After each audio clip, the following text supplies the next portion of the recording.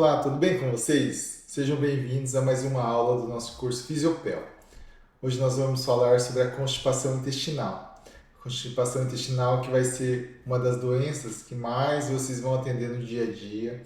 É uma das doenças que mais tem resultados com a fisioterapia e que hoje em dia, cada dia mais, nós temos dados e formas de atender esse paciente resolvendo o problema deles. Então hoje a gente vai falar um pouquinho de uma abordagem mais completa, visto que a aula ficou um pouco comprida, eu dividi ela em duas aulas. Então a visão geral, global da constipação intestinal, e na próxima aula eu vou falar uma aula que eu acabei fazendo como bônus, porque eu achei que ia ficar bem interessante, sobre as dissinergias, sobre as alterações funcionais ali do assoalho pélvico especificamente. Então vamos lá a aula e vamos começar aqui sobre os nossos assuntos. Então, a gente sabe que a constipação intestinal é um problema global, mundial. Nós temos poucos dados no Brasil e em alguns países da África, países da Ásia, mas de modo geral, a constipação é bastante prevalente, principalmente nos países desenvolvidos. A gente observa ali que na América do Norte, na Europa, até nos Estados Unidos e no Brasil, a gente tem uma prevalência em torno de 15 a 20% da população com um problema de constipação. Isso ocasiona uma grande quantidade de pacientes com sintomas, tendo piora na qualidade de vida deles, prejudicando a vida de trabalho deles, porque isso atrapalha o dia a dia deles, prejudicando a vida social. Então, essa é a magnitude da constipação intestinal no mundo e que a gente vai ter e vai enfrentar no nosso dia a dia. Então, a constipação intestinal ela pode ter inúmeras definições. Eu peguei as principais, baseadas em consensos e artigos, para que a gente consiga utilizar a melhor linguagem possível. A constipação é usada para descrever uma variedade de sintomas, como, por exemplo, fezes duras, um esforço excessivo para evacuação, movimentos intestinais inadequados, inchaço e dor abdominal.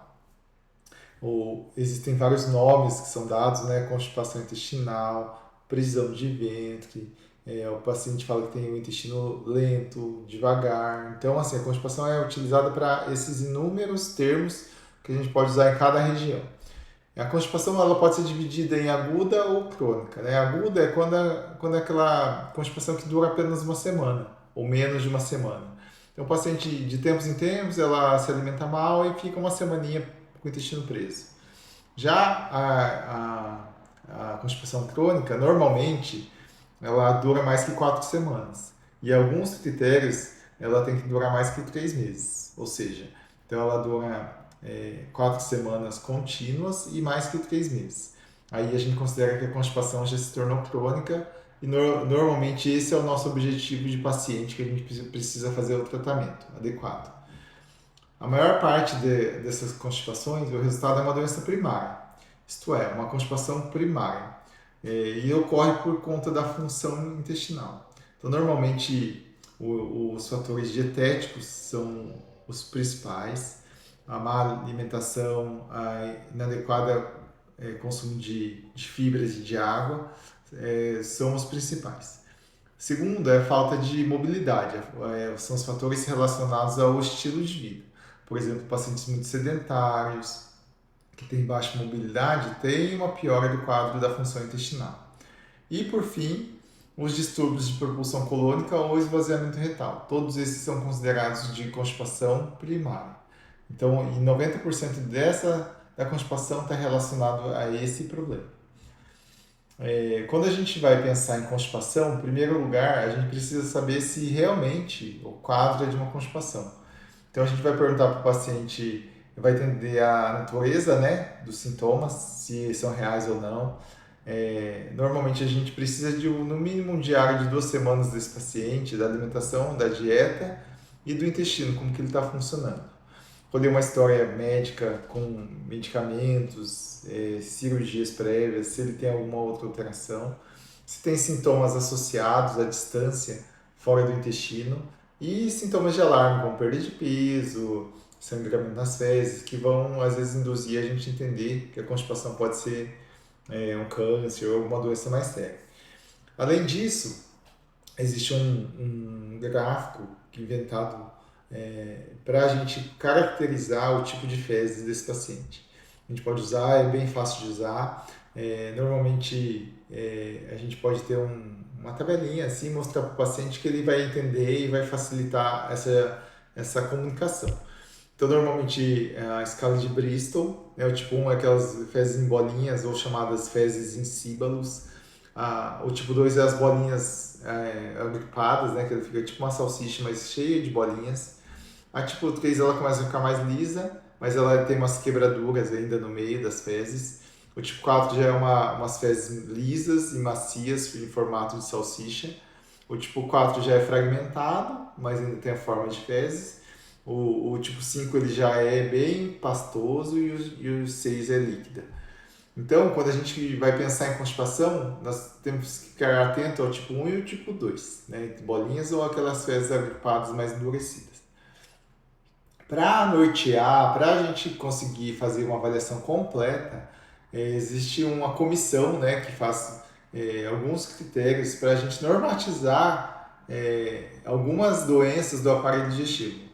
O critério de Roma é o mais novo que surgiu e para a gente conseguir fazer um diagnóstico de constipação, para que a gente não fique usando parâmetros inadequados, divergências, existe esse critério, né, que é o diagnóstico de constipação, que normalmente a gente vai avaliar os últimos 3 meses de início de sintomas, e normalmente tem que ter mais de 6 meses do diagnóstico. Então, mais ou menos isso que a gente utiliza. Então, para a gente formalizar, olha, pode ser uma constipação, tem que ter 3 meses de sintomas por mais de 6 meses. Normalmente a gente vai precisar de 2 critérios, como esses daqui que a gente vai comentar. Então, esforço mais que 25% das evacuações. Aquele paciente que senta no vaso tem que fazer muita força. Esse é o primeiro tópico. A escala de Bristol tipo 1 e tipo 2 em mais de 25% das evacuações. Tipo 1 e tipo 2 é aquele em bolinha e mais segmentado, mais durinho. Em cada 4 evacuações em pelo menos uma, né, que é 25% das vezes. A sensação de evacuação incompleta. Então o paciente senta no vaso, faz força e o cocô sai só uma parcela e parece que ele não conseguiu eliminar por completo. Ou a sensação de obstrução ou bloqueio retal. O paciente senta lá, faz força, força, força e sai uma parte só das fezes. Ele não consegue e parece que ele tem alguma coisa entupindo. Alguns pacientes vão necessitar de manobras manuais para ajudar a evacuar, né? Então, se você perguntar, muitas vezes eles vão ficar tímidos, com vergonha de comentar isso, mas com o ganho da experiência do profissional e com o tempo, você vai conseguir coletar isso deles. Então, às vezes eles vão usar, em caso de mulher, o dedo na vagina para retificar o reto, ou até mesmo o assoalho pélvico para firmar, ou até mesmo retirar as fezes da ampola retal, né?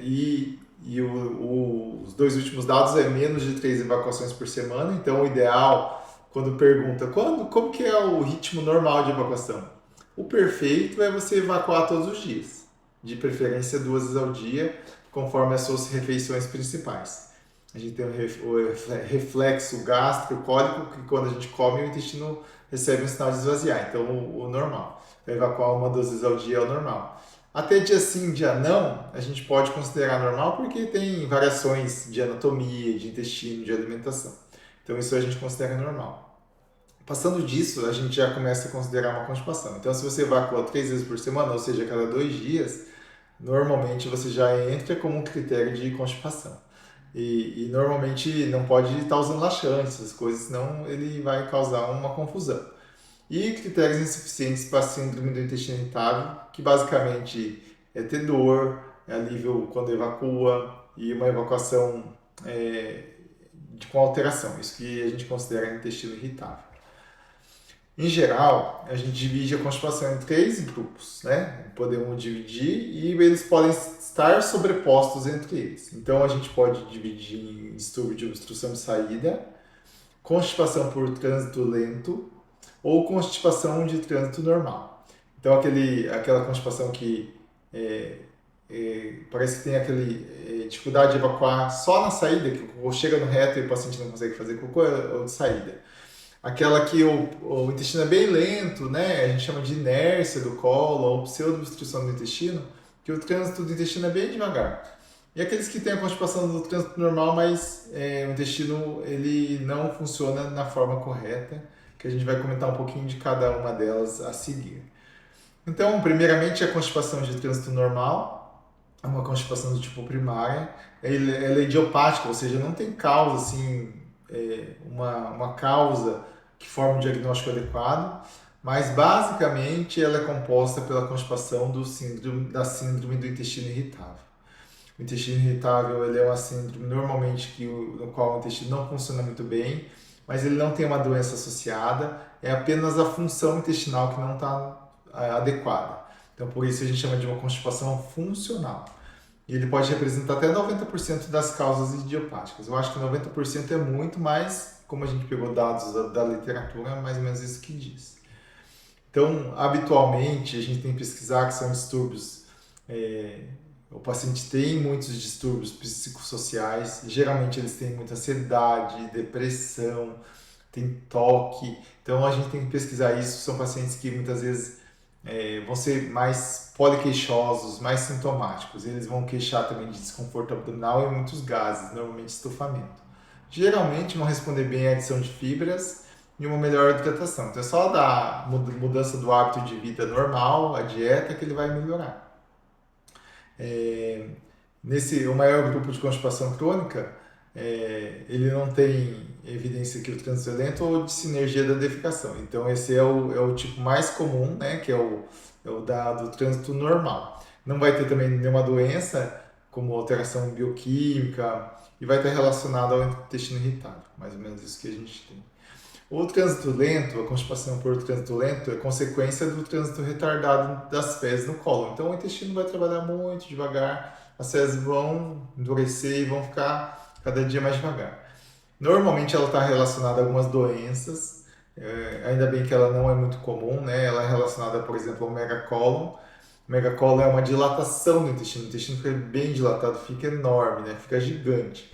Normalmente está relacionada à doença de Hirschsprung, que é uma acalásia, né? O músculo do ânus não abre, ele fica fechado, aparece em crianças pequenas e normalmente requer uma cirurgia. A doença de Chagas, que hoje ainda bem que não é tão comum mais, mas é uma doença que era pela picada do bicho barbeiro, fazia com que o intestino também ficasse dilatado, ele perdia a inervação dele adequada, dilatava e fazia com que o intestino também ficasse com o trânsito lento. Tem outros megacólons, né, que relacionados a algumas neoplasias, como neoplasia endócrina, o diabetes também faz com que o intestino fique lento e o hipotireoidismo também. Já os distúrbios de evacuação, que é a obstrução de saída, ou também chamados de dissinergia, é uma condição relacionada à incapacidade da coordenação dos movimentos abdominais com músculos do assoalho pélvico para evacuar. Pode ter defeitos funcionais ou estruturais, então pode ser só da função ou pode ter um músculo que rompeu, um músculo que está danificado, né? E o nome disso pode ser uma contração paradoxal ou invertida do músculo, né? Em vez do músculo relaxar, ele contrai, um relaxamento inadequado ou uma diminuição da força mesmo, da propulsão do reto ou do abdômen. Então, esses fatores são causas dos distúrbios de evacuação e obstrução de saída. A defecação dissinérgica, então, é um distúrbio que normalmente ela está relacionada a problemas funcionais, pode também estar relacionado a problemas estruturais, né, do esfíncter, e os músculos envolvidos não vão funcionar da forma adequada.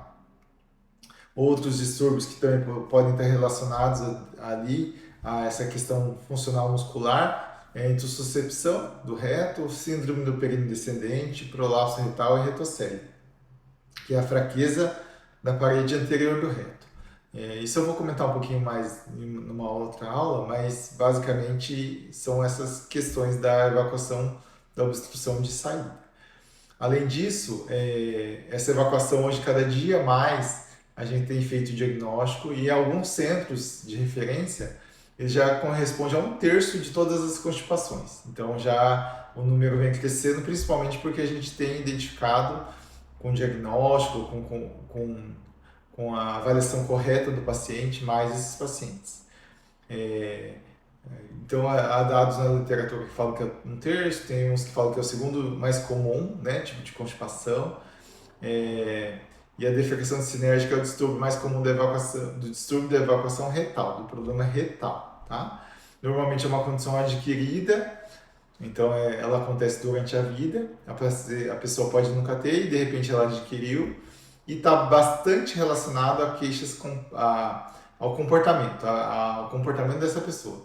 Se a pessoa segura o cocô, se ela não tem um hábito normal. Então isso vai ocasionando durante a vida, independente dos seus comportamentos. Entre as causas, são várias, né? Não tem uma adequada assim que a gente pode usar, mas normalmente a primeira causa e o mais frequente são os hábitos defeituosos. Hoje muitas pessoas não têm tempo para nada, nem para sentar para fazer cocô, né? Então ela vai lá e senta, tem vontade, ela segura, ela vai lá e muitas vezes ou ela vai lá e senta no vaso numa posição inadequada, fica mexendo no celular e não faz o movimento correto. Algumas pessoas que têm dor para evacuar, que causou dor, causou algum machucado, ela acaba segurando, então o hábito fica de prender do que fazer o cocô em si. Né? Então, os hábitos defeituosos é a primeira causa. Segunda são as lesões obstétricas, né? Lesões no músculo ali. Então, de modo geral, as lesões obstétricas são as mais frequentes, mas lesões pós-cirurgias anorretais, alguma cirurgia do reto, algum tumor que possa acontecer ali, eles vão causar lesões, comprometendo a função desse músculo e, consequentemente, a dissinergia. Lesões na coluna vão repercutir com lesões nervosas que vão fazer com que o músculo tenha menos força e contraia de uma forma inadequada. A disfunção do eixo intestino-cérebro também pode ser uma lesão na coluna, ou essa perda de sensibilidade que existe. Então, o paciente não recebe o estímulo adequado, o músculo não contrai da forma adequada, ou a sensibilidade não é adequada e, por consequência, o intestino não funciona. E uma das falhas também que a gente observa é o aprendizado inadequado na infância. Normalmente está relacionado, às vezes, a algum abuso ou até a dor. O paciente teve dor, a criança alguma das vezes teve dor, e essa dor fez com que o paciente tenha medo de fazer cocô e ela acaba não fazendo e, por consequência, vai levar isso adiante, causando a constipação. Também outras coisas que podem ocorrer, que quando tem conflito de pais e filhos, o filho normalmente segura as fezes como forma de rebeldia, isso causando problemas ali da dissinergia também. Então, outros fatores ali relacionados à constipação, a hipossensibilidade, então 2/3 desses pacientes têm uma perda da sensibilidade, ou seja, quando chega o cocô ali no reto, o paciente não sente. Então tem que acumular muitas fezes para que o paciente tenha vontade de fazer cocô. Isso vai acarretar que as fezes vão ficar endurecidas e o músculo que vai fazer a propulsão, ela tenha menos força, porque ele ficou muito distendido e ele não consegue fazer esse movimento. Então acaba que a evacuação fica mais difícil. E também tem um relato que em 60% desses pacientes que têm trânsito lento também vão ter hipossensibilidade. É um dado a mais aí que a gente pode usar no dia a dia. O mecanismo da contração paradoxal, que é o chamado de anismo, né? O ânus, em vez de relaxar, na hora da evacuação ele faz um espasmo. Ele contrai de uma forma paradoxal. Então esse é um dado, um mecanismo bastante frequente, bastante comum, que eu vou comentar mais na próxima aula. Então, a gente observou que ali a interação cérebro-intestino, como a gente comentou, também é uma chave da sinergia. Muitas vezes os neurônios aferentes, anorretais, eles não estão carregando o estímulo correto, causando a defecação sinérgica, né? Então, muitas vezes a gente precisa coordenar essa interação cérebro-intestino para que a gente consiga corrigir, ou a notícia boa é que o biofeedback, fazendo com que o paciente se conscientize, olhando a imagem, fazendo o movimento, ela consiga retomar essa função muitas vezes. A hipossensibilidade, né, que eu acabei de falar ali, ficou 2 vezes aqui, também pode ser causado pela essa sensibilidade diminui, né, então o reto acaba distendendo e normalmente isso é uma coisa que acontece por anos e às vezes pela fraqueza dessa parede vai causando mais hipossensibilidade. Já a constipação secundária, esse é o papel do médico investigar, mas o fisioterapeuta muitas vezes tem que ficar atento. Aquele paciente que usa muito medicamento, principalmente, principalmente medicamentos para dor e antidepressivos são os mais frequentes, entre eles o opioide e os antidepressivos tricíclicos, eles são os mais frequentes de causar constipação. Então, se o paciente está usando alguma dessas medicações, muitas vezes a gente tem que perguntar com qual tempo que ele está usando para que a gente possa, muitas vezes, adequar. Pacientes, muitas vezes, que são debilitados, vão ter perda de cálcio, vão ter excesso de cálcio, perda de potássio também pode ser uma das causas, gestação, hipotireoidismo, depressão. Pacientes com transtornos alimentares podem ter constipação porque comem menos, fazem bulimia. Distúrbio neurológico, né, Parkinson, demência, esclerose também são frequentes da constipação secundária, envelhecimento, algumas doenças musculares como a amiloidose, esclerose sistêmica e câncer, né, entre outras doenças que podem causar constipação de uma forma secundária. Então, secundária quer dizer que existe uma causa que está levando à constipação. Então, é outra coisa que leva à constipação, por isso a gente chama de secundária. Então, aqui a gente observa que as fezes chegando no reto, ocorre uma distensão retal, o reflexo inibitório retanal ele ativa, ele vai conseguir discriminar se o conteúdo é líquido, gasoso ou sólido, né? E vai através do estímulo, né? E da conveniência social, se o paciente está num ambiente adequado, ele vai ou sentar para fazer cocô, ou ele vai contrair para fechar e inibir a evacuação. A partir do momento que ele senta para fazer evacuação, todos os movimentos motores começam a ser ativados, o ângulo ano-retal se abre, o canal anal se encurta, o músculo do assoalho pélvico leva a um relaxamento, principalmente dos músculos elevadores do ânus. O assoalho pélvico relaxa, o esfíncter anal relaxa e assim ocorre a evacuação. E depois que a evacuação ocorre um novo reflexo de oclusão para fechar tudo de novo e voltar tudo ao normal antes da evacuação. Então, esses são os mecanismos. Então, aqui na evacuação normal, é percebida as fezes, né? A complacência também, a gente observa a quantidade de fezes que chegou na ampola. Chegou nessa quantidade máxima, ela vai levar ao relaxamento do esfíncter externo, do cubo retal, para que as fezes desçam adequadamente. Na incontinência, apesar dos músculos estarem ali, ele acaba escapando cocô, principalmente porque essa sensibilidade retal é perdida, então o paciente não percebe que tem fezes e acaba escapando, e a pressão e a fraqueza dos músculos ali na região do bulbo retal, do esfíncter externo e interno não estão adequadas, por isso que acaba escapando, e podemos ter também associado a essa neuropatia.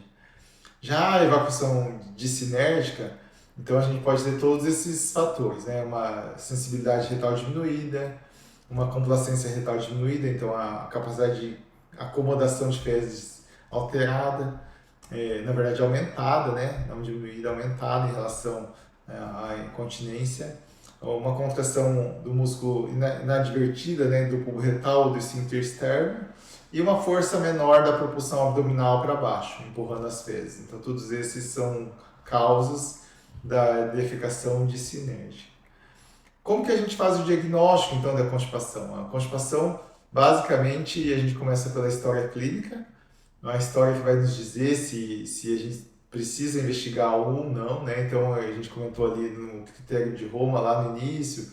Então, essa história clínica bem detalhada, com um diáriozinho de evacuação, ele facilita muito o diagnóstico.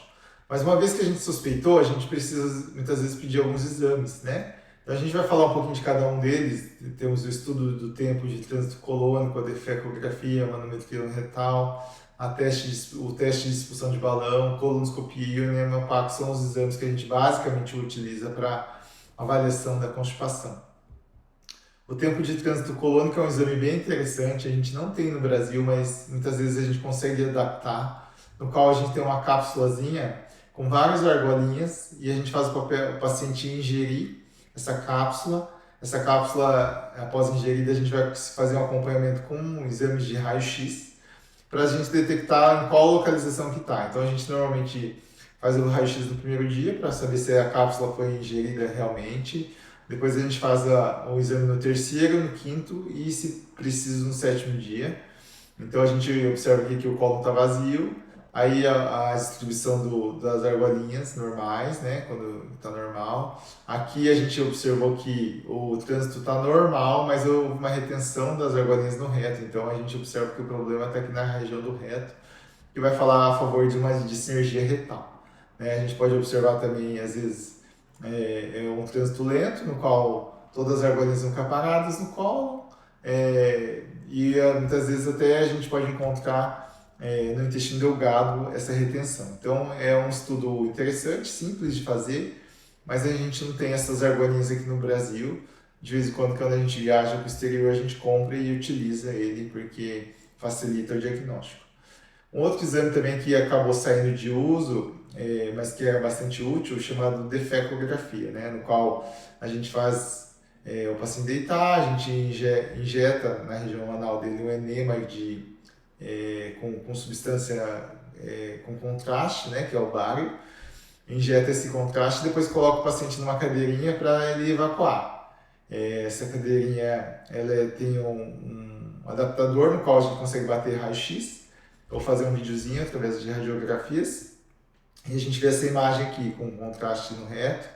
E aí a gente pede para o paciente fazer a evacuação e através dessa evacuação a gente consegue ver se esse paciente expele todo o contraste, os ângulos que ele faz ali na região, se o ângulo está adequado ou não, e o movimento se está adequado ou não. É um exame útil, porém é muito constrangedor para o paciente e causa muita bagunça. Então, portanto, ele é praticamente não utilizado mais no dia a dia hoje.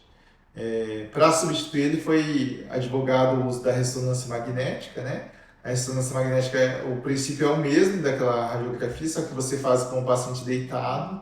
Isso causa um certo prejuízo no resultado do exame, mas a gente coloca o contraste e o paciente vai fazer força. A vantagem da ressonância é que a gente consegue ver todos os órgãos aqui trabalhando, ó. A contração abdominal, os órgãos internos empurrando aqui o reto para baixo e o movimento sendo feito aqui, e relaxamento do esfíncter aqui embaixo, é uma retocele formando aqui na frente, que é a fraqueza da parede, né? Então a gente consegue ver vários detalhes que aquela radiografia simples não consegue ver. O empecilho é o custo, né? E a posição que tem que ser deitada para ser feito o exame. Então isso causa um certo prejuízo no resultado que a gente tem. A manometria retal, que a gente comentou bastante na aula passada, a manometria é um exame importantíssimo, no qual a gente vai avaliar a musculatura e a sensibilidade, né, do reto, a propulsão retal, a complacência. Então a gente consegue muitos dados que são fundamentais para a gente fazer o diagnóstico da constipação. E hoje a gente consegue, através da manometria retal tridimensional, ter dados bem fiéis, assim, bem bonitos, para que a gente consiga fazer um tratamento adequado. A gente lembra que as sinergias existem 4 tipos, né? Tipo 1, 2, 3 e 4. A gente coleta os dados em repouso, depois pede para o paciente fazer uma força para prender o cocô, para segurar o cocô. E depois a gente faz o paciente fazer uma força de evacuação, né? Uma força para evacuar. São coletados esses dados, normalmente esses dados são coletados pelo computador, é feita uma análise e a gente consegue ver se existe uma propulsão retal adequada, se existe um relaxamento ou contração do esfíncter, né?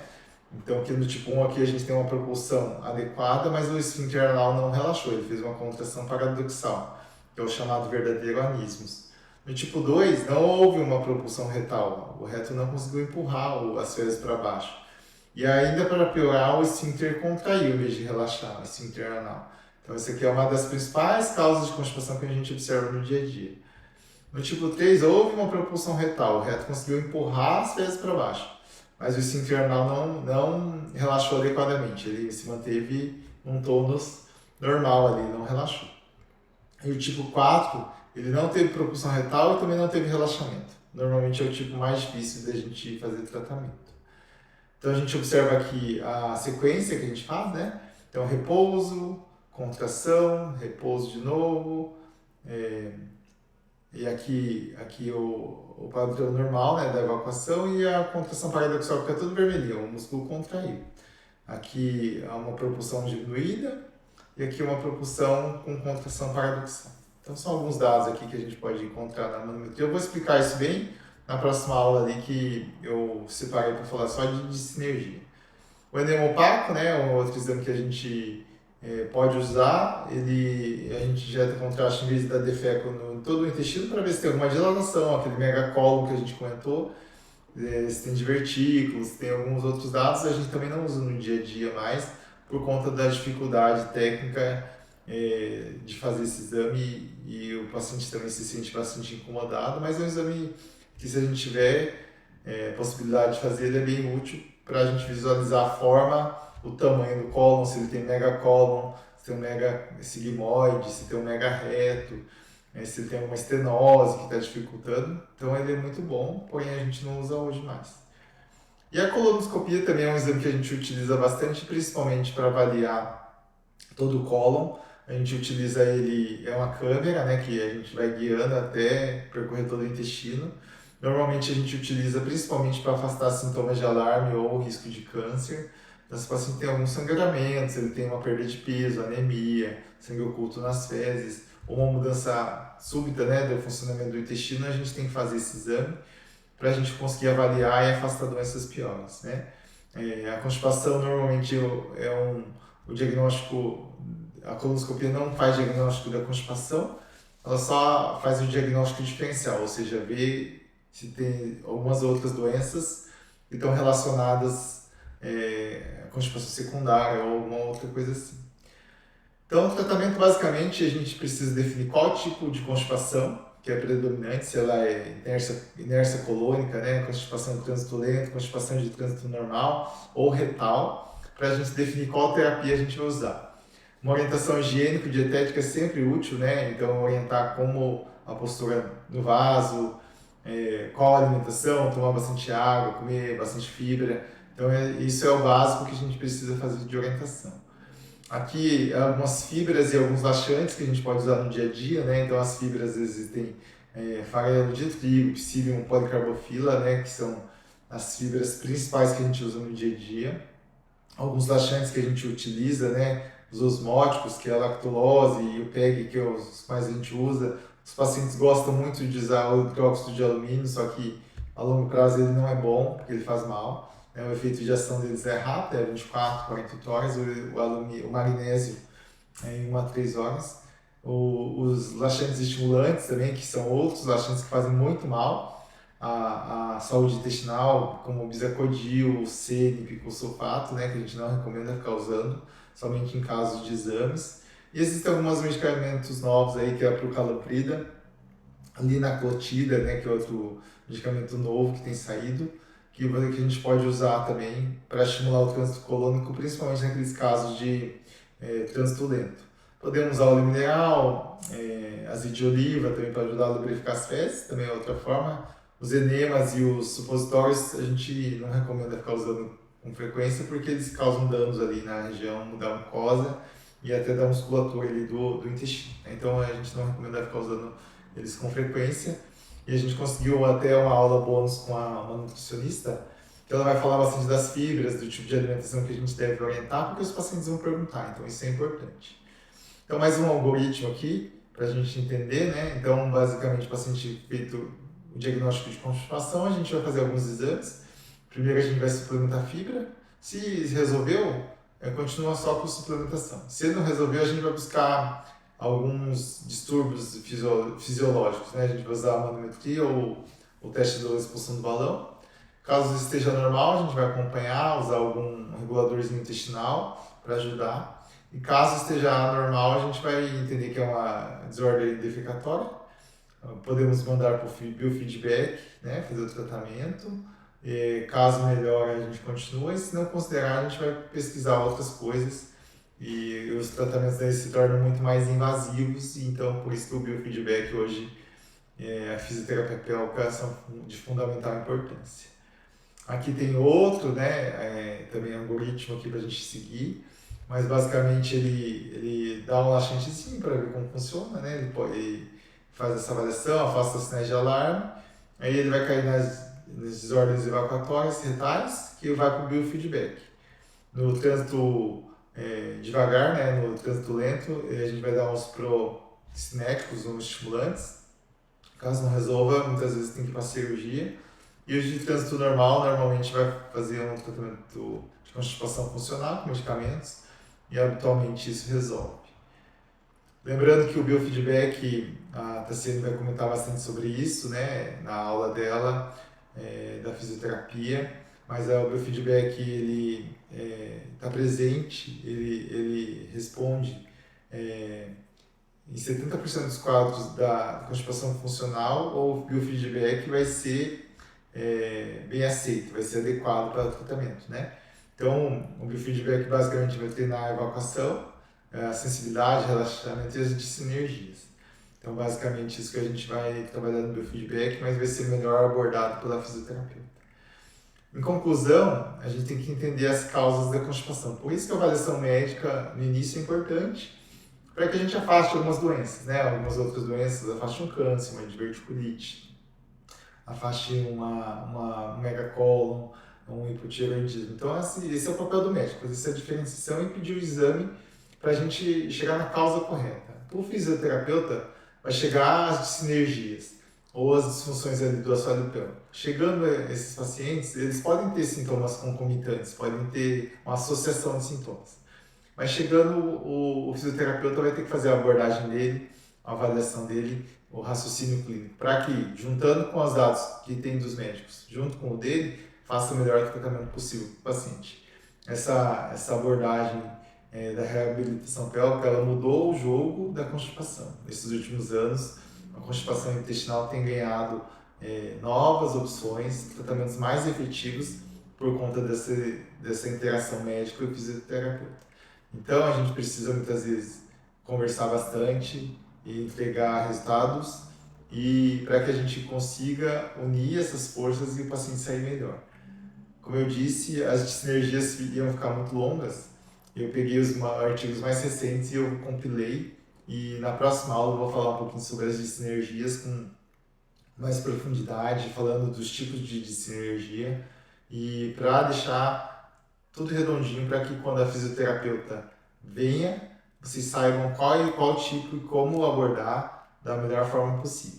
Então é isso por hoje, estamos à disposição, qualquer coisa, só nos avisar. Até mais, tchau!